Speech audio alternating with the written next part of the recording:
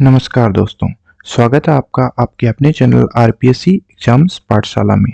वैसे तो आपको पता ही होगा हमारा चैनल है आरएस एग्जाम को समर्पित चैनल और अभी अपन पढ़ रहे हैं भारतीय संविधान।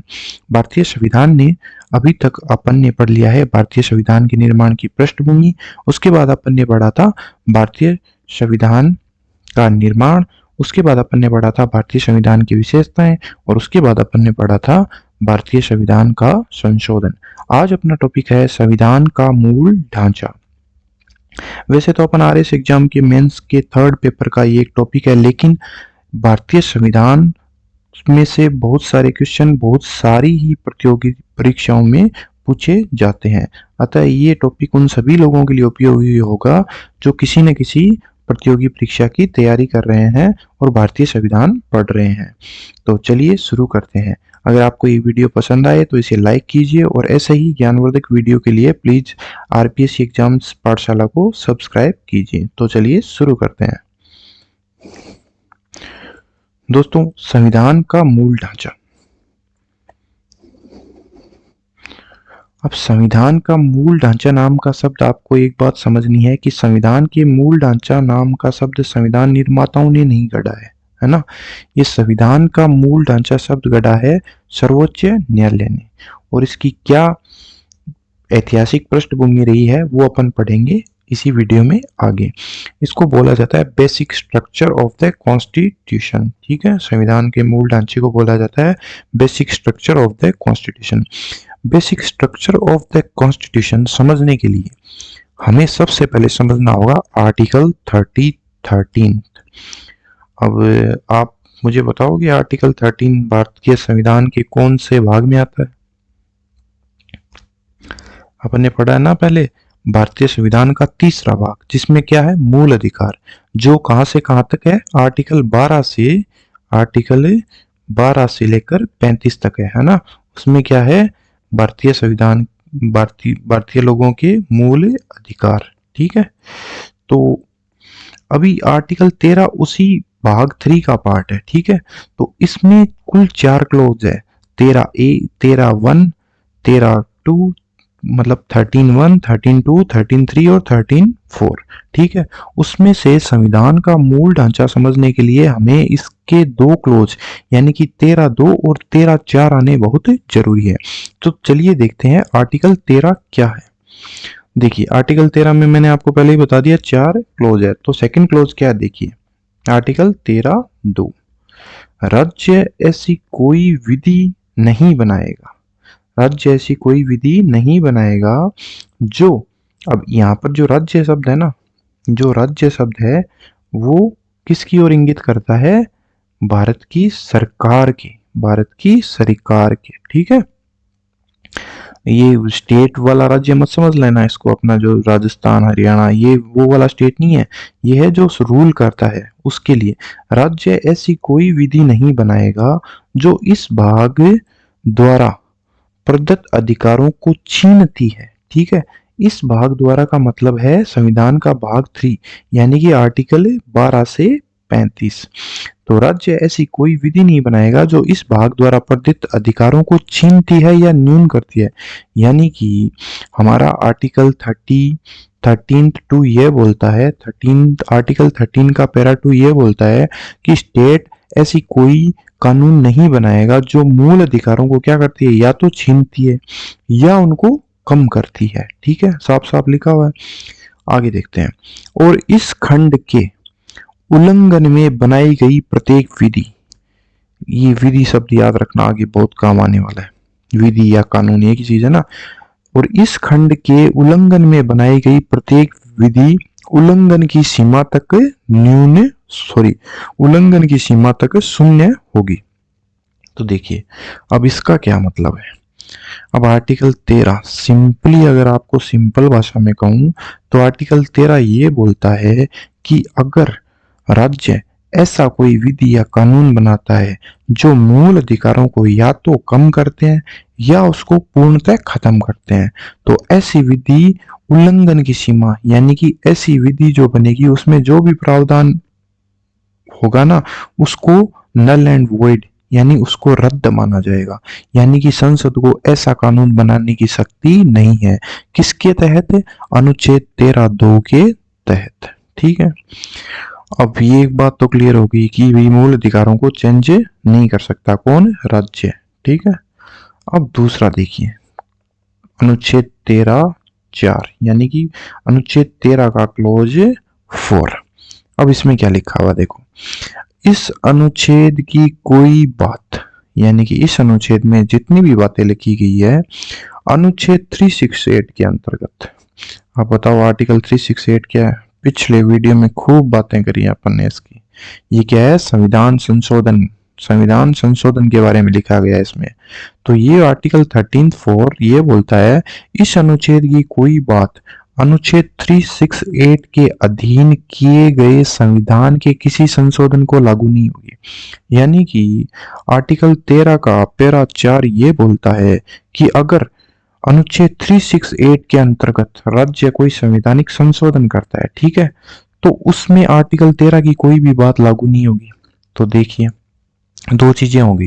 एक तो आर्टिकल 13(2) ये बोलता है कि आप मूल अधिकारों को न तो कम कर सकते हो और न ही उनको छीन सकते हो। और आर्टिकल 13(4) बोल सकता है कि अगर अनुच्छेद 368 के अंतर्गत कोई भी संविधान संशोधन होता है तो उसमें आर्टिकल 13 लागू नहीं होगा। समस्या यहीं पे थी और इसी को क्लियर करने के लिए किसने? सुप्रीम कोर्ट ने संविधान का मूल ढांचा बनाया या एक डॉक्ट्राइन दिया, एक सिद्धांत दिया। अब आपसे कोई एक क्वेश्चन पूछ ले कि क्या राज्य मूल अधिकारों को छीन सकता है या कम कर सकता है, तो हमारे लिए ये एक द्वंद्व की बात थी। कब?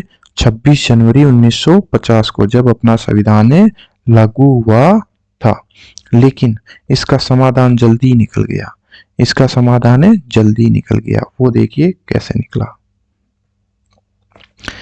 अब उस डेट में यानी 26 जनवरी 1950 को 51 तक, मान लो आप 51 तक किसी को ये क्वेश्चन पूछ लेता था ना कि क्या संसद संविधान के अनुच्छेद 368 के अंतर्गत मौलिक अधिकारों में संशोधन कर सकती है, तो इसका जवाब नहीं था किसी के पास। इसका जवाब नहीं था।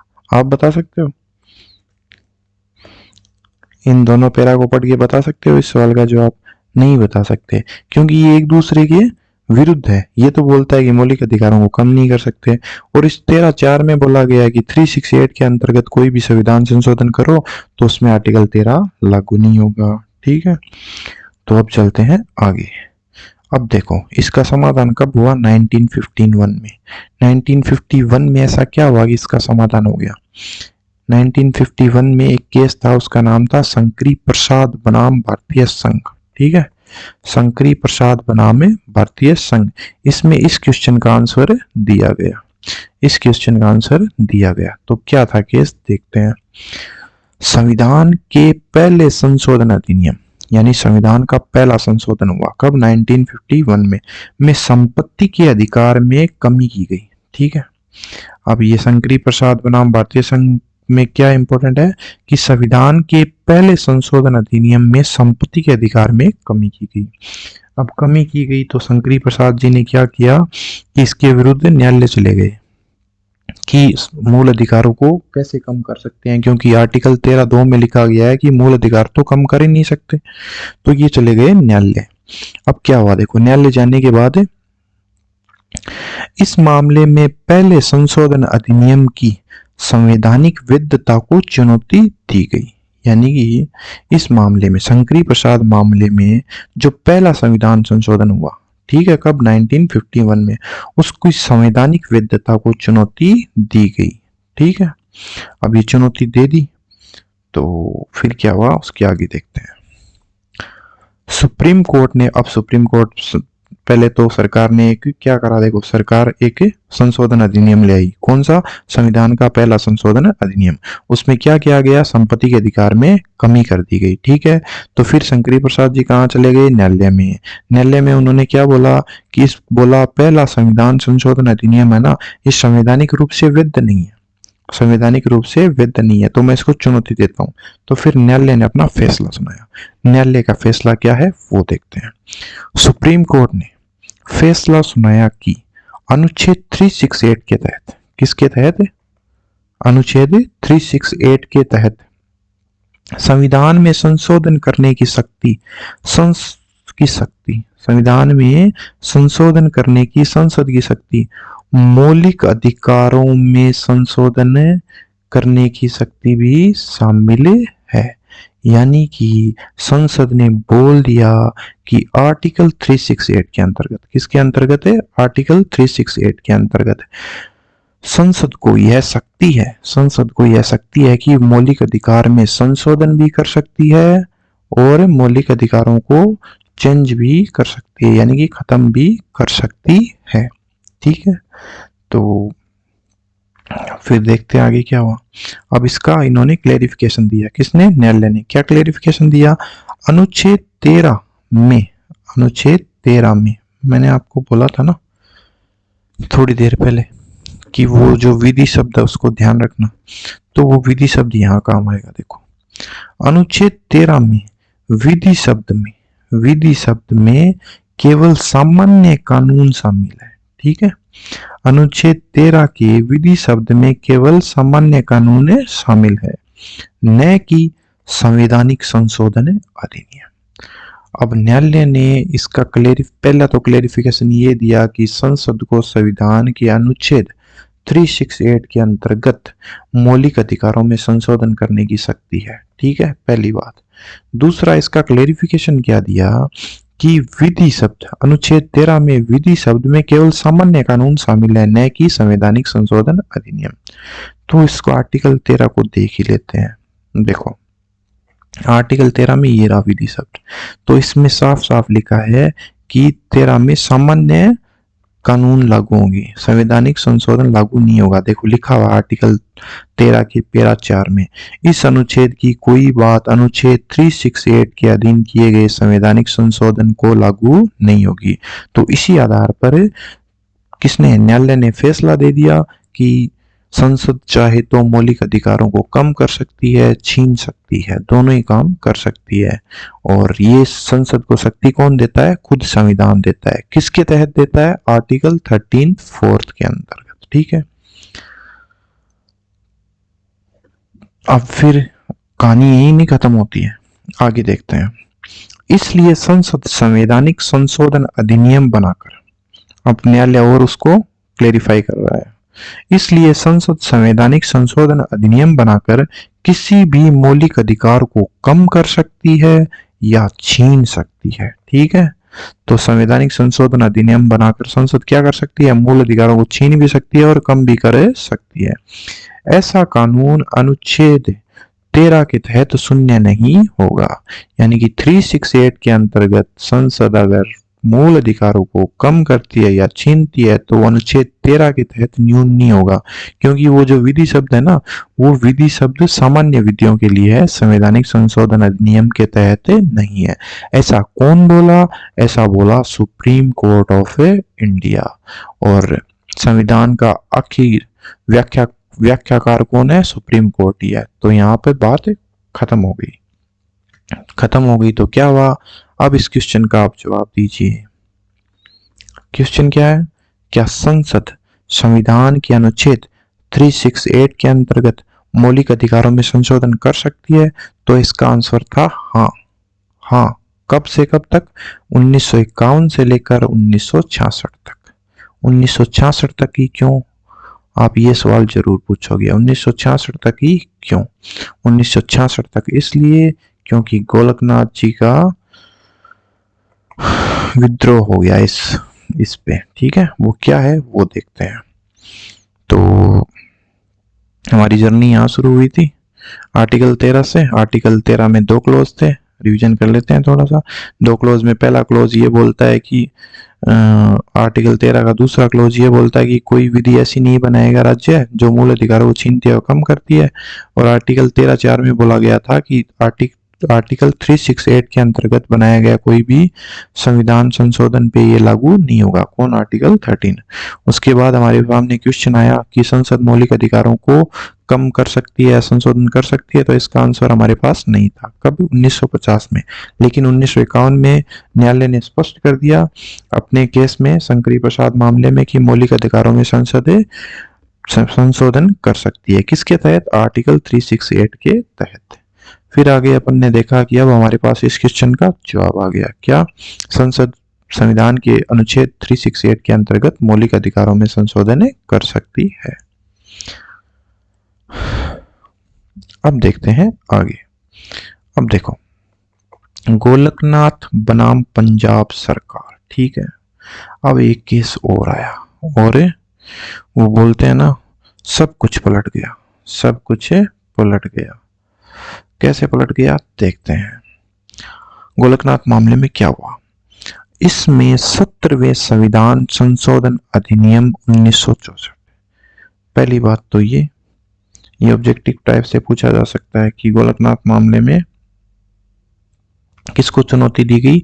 तो 17वें संविधान संशोधन अधिनियम 1964 को चुनौती दी गई, ठीक है। अब ये 17वां संविधान संशोधन अधिनियम 1964 किसके बारे में था? 9वीं अनुसूची में राज्य द्वारा की जाने वाली कुछ कार्रवाइयों को ये और जोड़ता है, ठीक है। तो इसके विरुद्ध इसको चुनौती दी किसने? गोलकनाथ जी ने। इसमें क्या था? 17वां संविधान संशोधन अधिनियम 1964 हुआ, जो 9वीं अनुसूची में राज्य द्वारा की जाने वाली कुछ कार्रवाइयों को जोड़ता है। इसको चुनौती दी गई किसने? गोलकनाथ जी ने, ठीक है। अब आगे क्या हुआ देखो। तो इस मामले में सुप्रीम कोर्ट ने फैसला सुनाया कि मौलिक अधिकारों को लोकोत्तर, अब देखो यहां सब कुछ पलट जाएगा, मौलिक अधिकारों को लोकोत्तर तरह अपरिवर्तनीय स्थान प्राप्त है। जो सुप्रीम कोर्ट 1951 में बोल रहा था कि मूल अधिकारों को आर्टिकल 368 के तहत संसद संशोधित कर सकती है, वो अब बोल रहा है कि मूल अधिकारों को, मौलिक अधिकारों को लोकोत्तर, लोकोत्तर का मतलब होता है विशेष, ठीक है, विशेष, ये विशेष है, मतलब नॉर्मल नहीं है, ये विशेष तथा अपरिवर्तनीय स्थान प्राप्त है। अतः संसद किसी भी मौलिक अधिकार को छीन या कम नहीं कर सकती। देखो बदल गया ना सब कुछ। अब न्यायपालिका बोल रही है कि मौलिक अधिकारों को कौन सा अधिकार प्राप्त है? वो लोकोत्तर है, पहली बात, और वो अपरिवर्तनीय है, उनको चेंज नहीं किया जा सकता, तो संसद उसे चेंज नहीं कर सकती, पहली बात। अब गोलकनाथ जी मामले में दूसरी बात क्या है देखो, संवैधानिक संशोधन अधिनियम भी, संवैधानिक संशोधन अधिनियम भी, यानी कि आर्टिकल 368 के अंतर्गत जो अधिनियम आते हैं ना, वो भी अनुच्छेद 13 के आशयों के तहत, तो ये आशय शब्द बड़ा महत्वपूर्ण है, यहाँ पे याद रखना, आशयों के तहत एक कानून है। कानून या विधि एक ही चीज होता है, ठीक है, एक कानून है। अब देखो इस लाइन को ध्यान से समझना, ये पहली तो आपको समझ में आ गई, अब दूसरी ध्यान से समझना। संवैधानिक संशोधन अधिनियम भी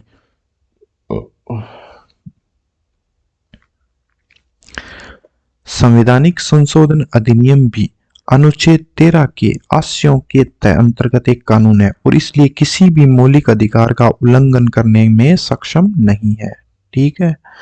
तो अब न्यायालय ने अपनी दोनों बातें पलट दी। पहली बात तो ये पलट दी कि मौलिक अधिकार लोकोत्तर है और अपरिवर्तनीय है। दूसरी बात, अनुच्छेद 13 के आशयों के अंतर्गत एक कानून माना जाएगा, किसको? संवैधानिक संशोधन अधिनियम को। जबकि पिछली बार क्या बोला था देखो, यहाँ पे क्या बोला था, शंकरी प्रसाद मामले में क्या बोला था कि अनुच्छेद 13 में विधि शब्द में केवल सामान्य कानून है, ठीक है, न कि संवैधानिक संशोधन अधिनियम। लेकिन गोलकनाथ मामले में क्या बोल रहे हैं कि संवैधानिक संशोधन अधिनियम भी अनुच्छेद 13 के आशयों के अंतर्गत एक कानून है, यानी कि संवैधानिक संशोधन अधिनियम भी एक कानून है, तो उसको मौलिक अधिकार को कम नहीं कर सकते, मौलिक अधिकारों को उल्लंघन करने में सक्षम नहीं है। तो एक बार फिर अपन आर्टिकल 13 पे चलते हैं।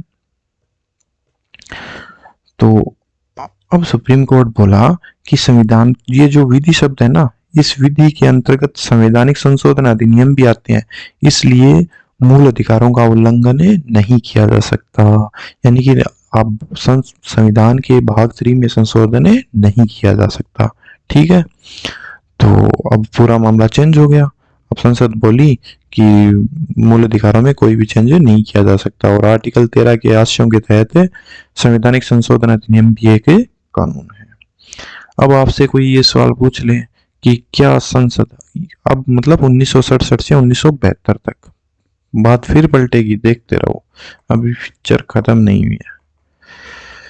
अब आपसे कोई ये क्वेश्चन पूछ ले 1967 से 1972 के समय तक कि क्या संसद संविधान के अनुच्छेद 368 के अंतर्गत मौलिक अधिकारों में संशोधन कर सकती है, तो इसका आंसर 1967 से 1972 तक क्या होगा, नहीं।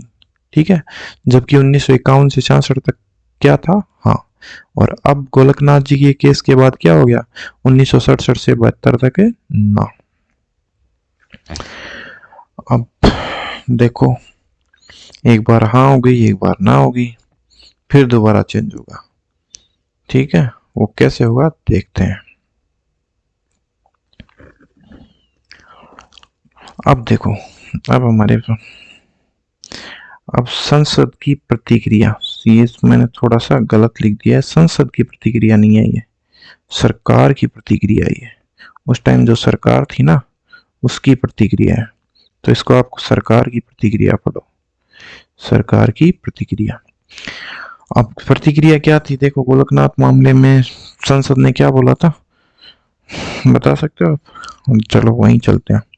गोलकनाथ मामले में, ये रहा गोलकनाथ मामला, इसमें संसद ने बोला था कि इस मूल अधिकारों को चेंज नहीं किया जा सकता, न उनको छीना जा सकता है। दूसरी बात बोली थी कि अनुच्छेद 13 के आशयों के तहत संवैधानिक संशोधन अधिनियम भी एक क्या है, कानून है, इसलिए मौलिक अधिकारों का उल्लंघन करने में सक्षम है नहीं है। अब इसकी प्रतिक्रिया में सरकार ने एक नया संशोधन अधिनियम लेकर आई, उसको पढ़ते हैं। गोलकनाथ मामले में सर्वोच्च न्यायालय के निर्णय की प्रतिक्रिया में संसद ने 1971 में 24वां संविधान संशोधन अधिनियम पारित किया।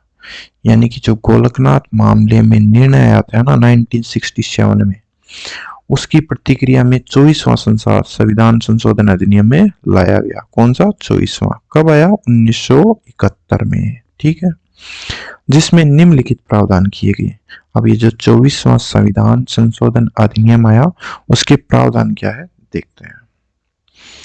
तो देखो, अनुच्छेद 368 के अंतर्गत संसद को मौलिक अधिकारों को सीमित करने अथवा किसी मौलिक अधिकार को वापस लेने की शक्ति है।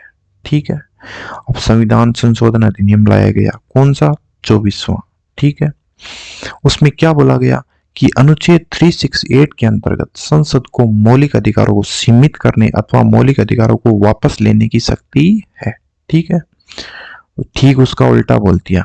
जो गोलकनाथ मामले में सुप्रीम कोर्ट ने बोला था ना, मूल अधिकारों को वापस नहीं ले सकते और मूल अधिकारों को कम भी नहीं कर सकते, उसका उल्टा क्या उन्होंने संवैधानिक संशोधन अधिनियम बना दिया और बोला मौलिक अधिकारों को सीमित भी कर सकते हैं और मौलिक अधिकारों को वापस भी ले सकते हैं। पहला प्रावधान।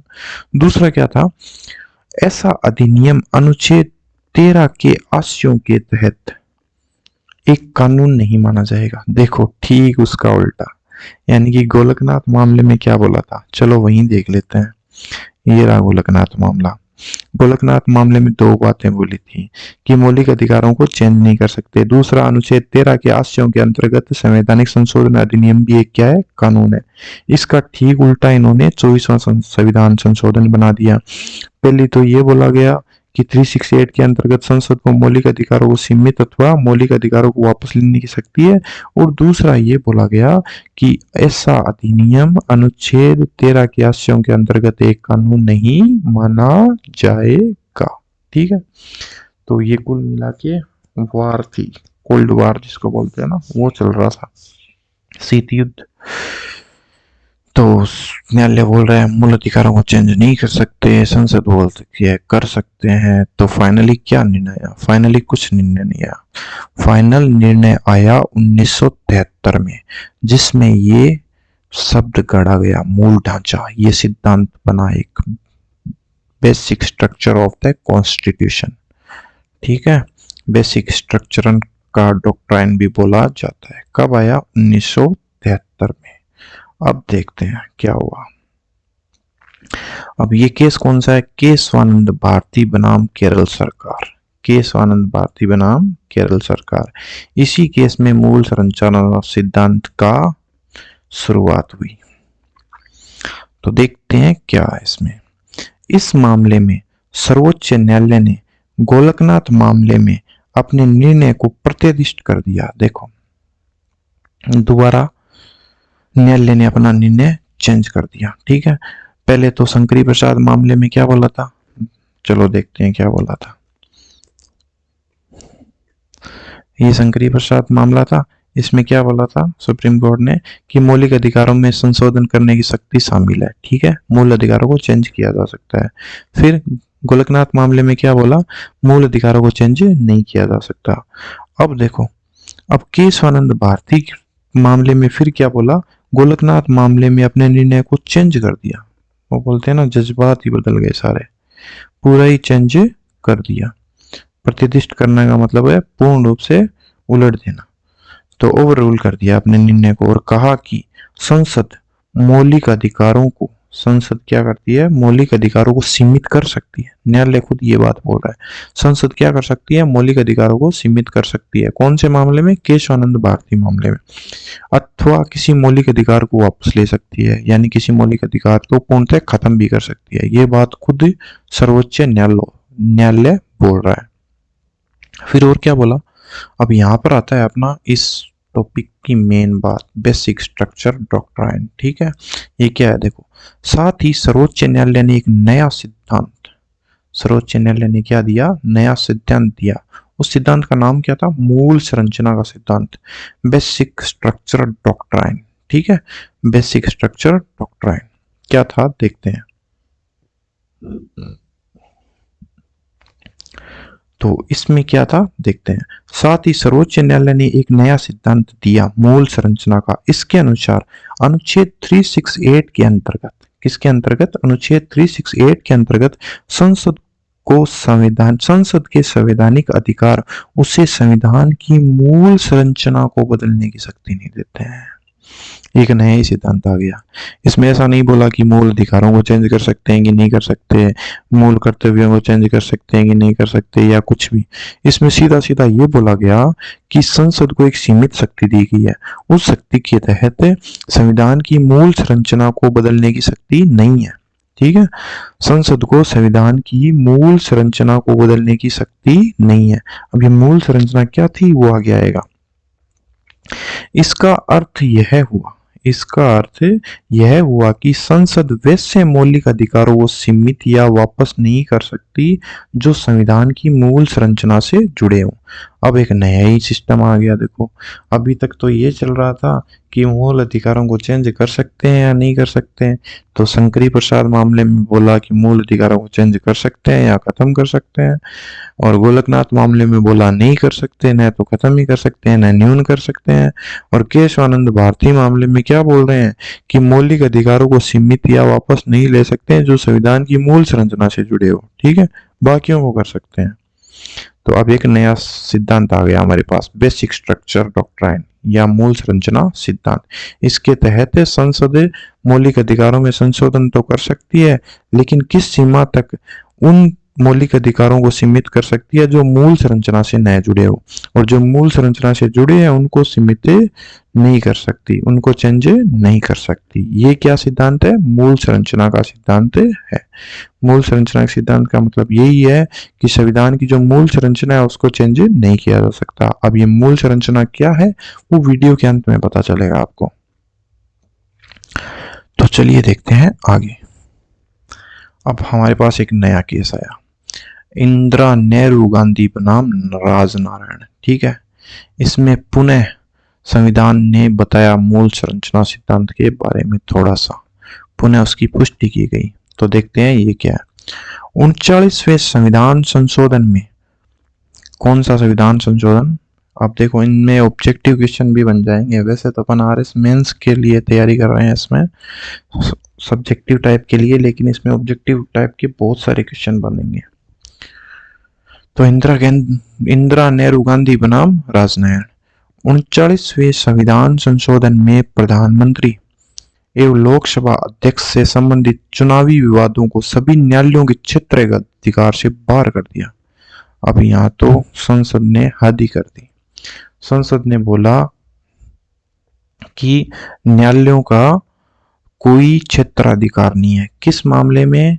प्रधानमंत्री और लोकसभा अध्यक्ष से संबंधित चुनावी विवादों में। ठीक है, तो अब तो ये तो एकदम हद हो गई।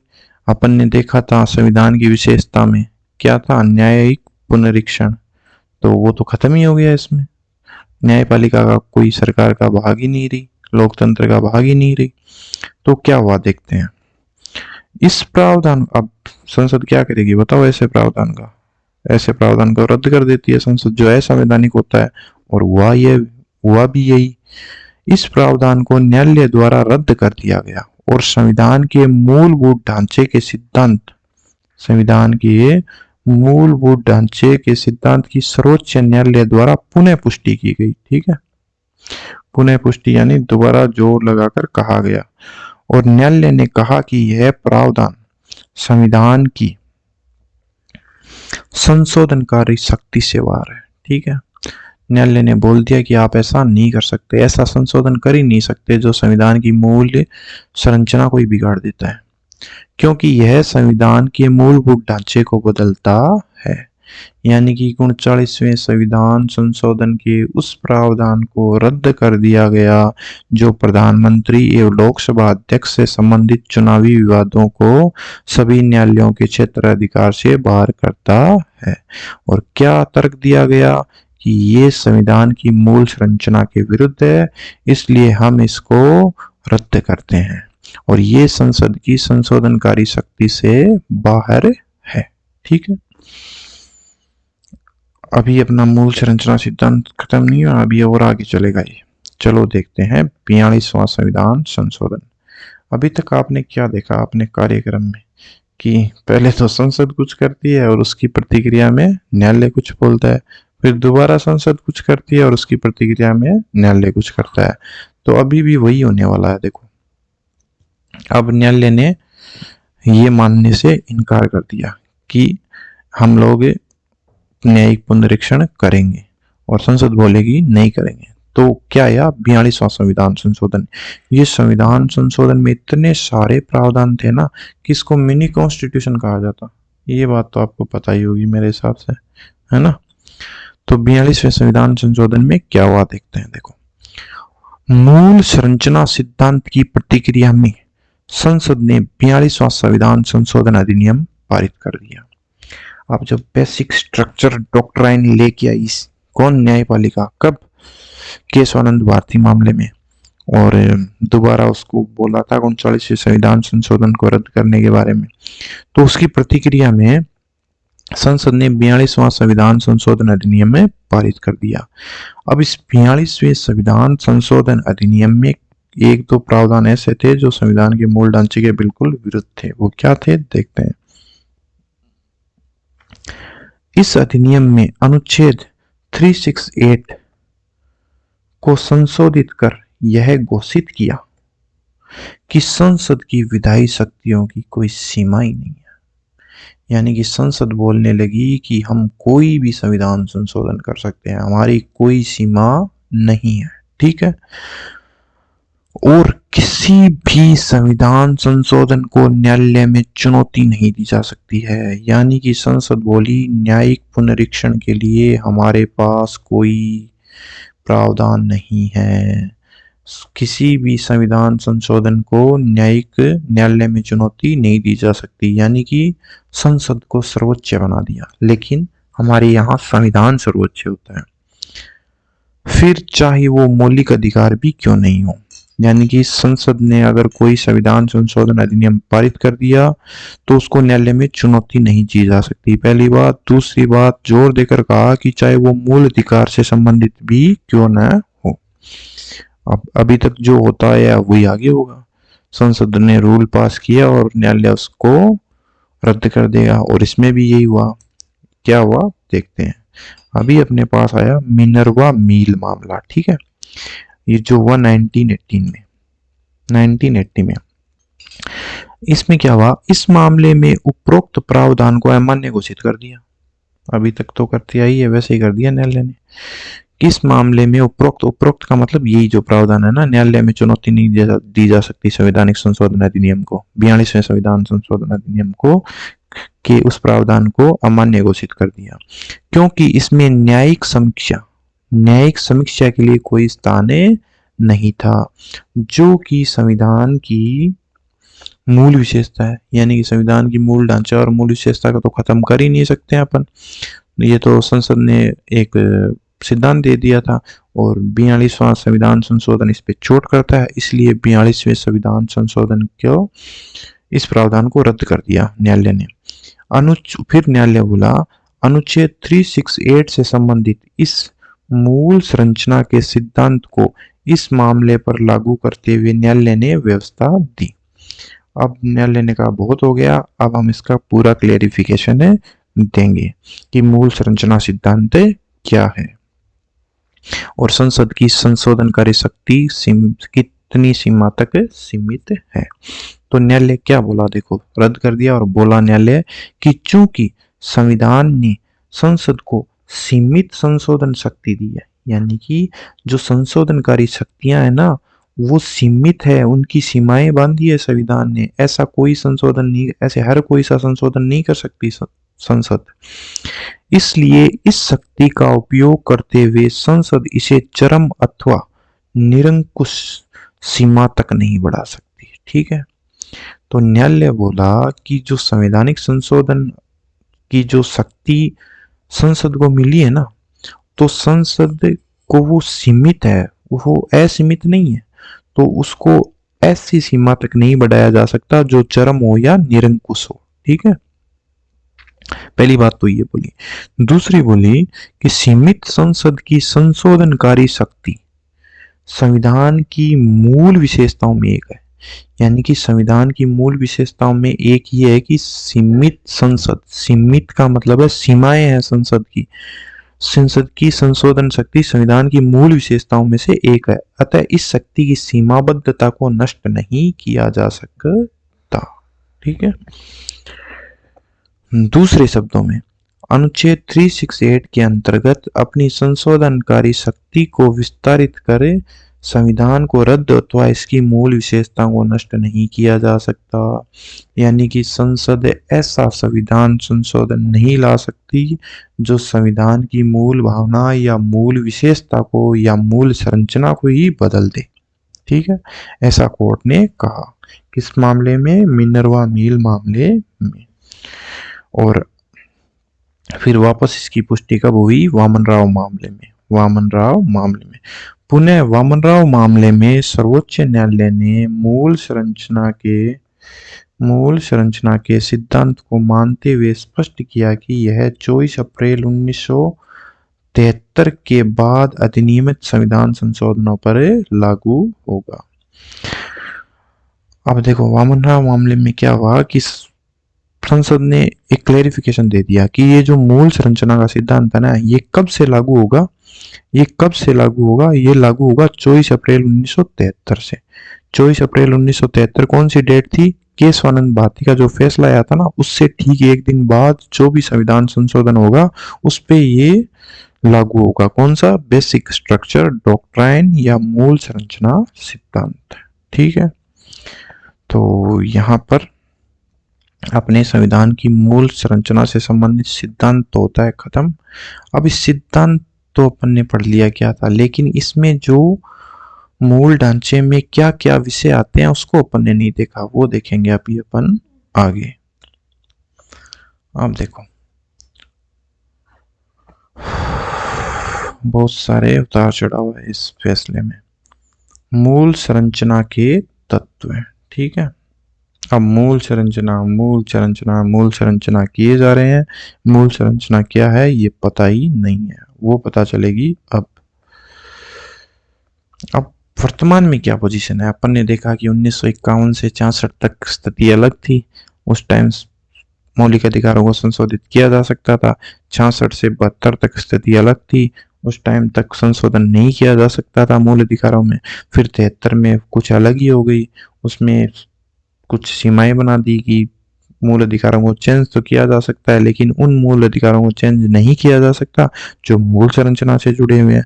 तो वर्तमान में क्या स्थिति है? वर्तमान में स्थिति यह है कि संसद अनुच्छेद 368 के अधीन संविधान के किसी भी भाग मौलिक अधिकारों में संशोधन कर सकती है। ठीक है, वर्तमान स्थिति यह है कि संसद अनुच्छेद 368 के अंतर्गत संविधान के किसी भी भाग या मूल अधिकारों में संशोधन कर सकती है। और इसके पीछे शर्त क्या है? बशर्ते कि इस संविधान की मूल संरचना प्रभावित नहीं हो, यानी कि चेंजिंग वही हो सकती है जो मूल संरचना से न जुड़ा हुआ हो, और मूल संरचना से नहीं जुड़ा हुआ है तो कहीं भी चेंज किया जा सकता है। फिर भी सर्वोच्च न्यायालय द्वारा यह परिभाषित अथवा स्पष्ट किया जाना है कि मूल संरचना के घटक कौन से हैं। तो मूल संरचना के घटक न्यायालय ने स्पष्ट नहीं किए गए हैं कि ये मूल संरचना के तत्व है। तो उनका पता कैसे चलता है अपन को? उनका पता ऐसे चलता है, देखो, विभिन्न फैसलों के आधार पर निम्नलिखित की मूल संरचना के तत्वों के रूप में पहचान की जाती है। अब बहुत सारे फैसले हुए ना, जैसे गोलकनाथ मामला हुआ, शंकरी प्रसाद मामला हुआ, केशवानंद मामला, मिनर्वा मिल मामला, इंदिरा नेहरू गांधी मामला। इस मामलों में जो फैसले आए ना, उनके अनुसार अपन मूल संरचना के तत्वों को पहचान सकते हैं। वो कौन से हैं? वो ये है, देखो, पहला है संविधान की सर्वोच्चता। हमारे देश में संविधान ही सर्वोच्च है, न कि संसद। संसद ने कोशिश की थी 42वें संविधान संशोधन में सर्वोच्च होने की, लेकिन विफल कर दी। किसने? न्यायालय ने। ठीक है, तो संविधान का मूल ढांचा सबसे पहला क्या है? मूल ढांचे का तत्व है संविधान की सर्वोच्चता। दूसरा है भारत की राजनीति की सार्वभौम, लोकतांत्रिक तथा गणराज्य प्रकृति। गणराज्य का मतलब होता है जिसका जो सबसे बड़ा ऑफिसर होता है या जो राज्य को चलाने वाला होता है वो चुन कर आता है, न कि किसी एक सिंगल परिवार से उसको वहां के लोग चुनते हैं। लोकतांत्रिक का मतलब आप समझते हो, जहां पर वोट करने का अधिकार होता है। तीसरी विशेषता है संविधान का धर्मनिरपेक्ष चरित्र। वैसे तो 42वें संविधान संशोधन में जोड़ा गया था धर्म प्रियम्बल में धर्मनिरपेक्ष शब्द, लेकिन हमारे आर्टिकल 25 से लेकर 28 में भी बहुत सारे ऐसे प्रावधान हैं जो भारत को एक धर्मनिरपेक्ष राज्य घोषित करते हैं। ठीक है, उसके बाद बात आती है विधायिका, कार्यपालिका तथा न्यायपालिका के बीच शक्ति का विभाजन। ये भी संविधान की मूल ढांचे से जुड़ा हुआ है। बाद में आता है संविधान का संघीय स्वरूप। उसके बाद आता है राष्ट्र की एकता व अखंडता, कल्याणकारी राज्य। उसके बाद आता है न्यायिक समीक्षा जो सबसे इम्पोर्टेंट है। ठीक है, उसके बाद व्यक्तिगत स्वतंत्रता, इनका उल्लेख मूल अधिकारों में किया गया है।